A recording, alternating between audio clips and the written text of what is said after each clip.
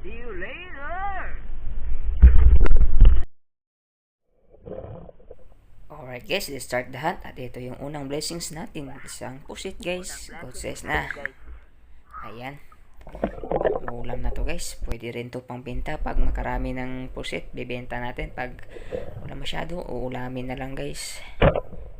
So sa mga nag-subscribe at nag-support sa aking channel guys, maraming salamat po sa inyo. At sa mga hindi pa nakapasubscribe, sana naman, hopefully, ito kasunod, isang bayang good size na, kaya tinira na natin guys. At ito, another pusit guys. Ayan, tuhog.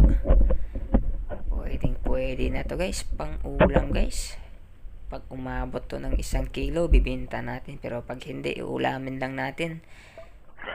Lalo na't kung madalang yung isda, uulamin lang natin guys. Ayan.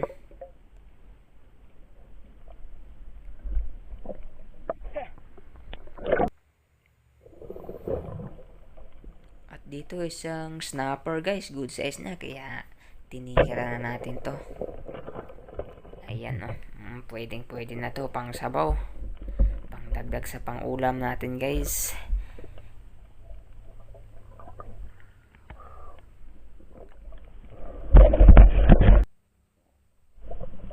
Dito isang lambay yung nakita ko, ayan. Pwede.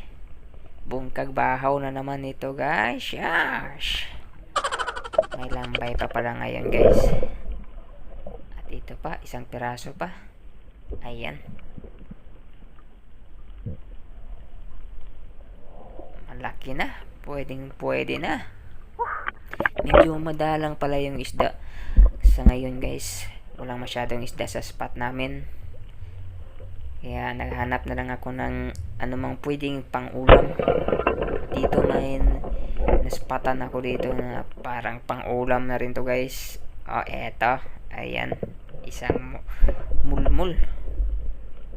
Pwede pang dagdag sa ating pang ulam lang guys. And then dito, another lambay. Pang dagdag sa ating pang ulam. Good size na guys oh. Ayan, may mga lambay pero walang masyadong isda guys. So after this guys ay umahon na kami. Madalang yung isda guys. Maghigit 3 oras yung sisid namin. Pero walang masyadong isda. Ilang piraso lang. Tamang pang ulam lang pero okay pa rin yun guys. As long as nakakauwi kami ng safe. And at the same time, may pang ulam na rin kami. Di baling walang pang benta. Ayan. Pwede na to. Benta sana natin kaso wala tayong masyadong isda, walang pang ulam, kaya inuulam na lang guys. At dito yung huli ni Spiro Arvin, ilang piraso ng mga ipus guys, at saka may snapper din siya na good size guys oh. Pwede na rin pang ulam.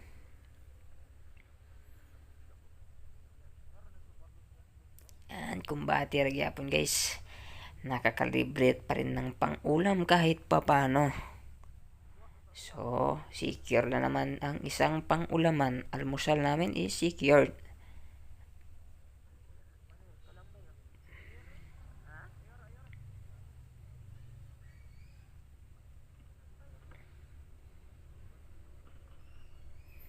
So, ayan guys, umuwi na kami after that. And then, kinabukasan guys, ay sinubukan ulit namin. Ayan. Never nag-surrender ang mga spero na to guys. Kahit madalang, susubukan pa rin guys. So sa dive namin na ito guys, medyo madalang pa rin guys. Walang masyadong isda sa spot na yun guys. Wala, kahit yung mga balawis or danggit, hindi pa umaangat. Wala na ring mga needlefish, mga rumpi or barracuda, hindi pa rin kami nakakita guys. Yan, season lang kasi yung mga isda guys. So dito isang bayang yung nakita guys. Ayan, tinuho ko na guys kasi pang dagdag sa pang ulam. Tuhog, kumbati pa rin guys. Ayan, pang ulam. Madalang talaga ang isda. Nag-start kami mag-dive dito guys ng 7 PM and then umahon kami ng alas 11 ng gabi, mahigit. Pero iilan lang yung huli namin guys. Ayun, madalang pero goods pa rin. So dito umahon na kami. 7 p.m. to 11 p.m. mahigit yung drive, pero ito lang yung huli, pero all goods pa rin. May pang-ulam pa rin guys. Ayan may may balanak tayo, isa ay dalawa, pero hindi na na-videohan guys. At ito yung huli ni Spiro Arven, pang sabaw pa rin. Alright, thank you so much for watching and see you next episode guys.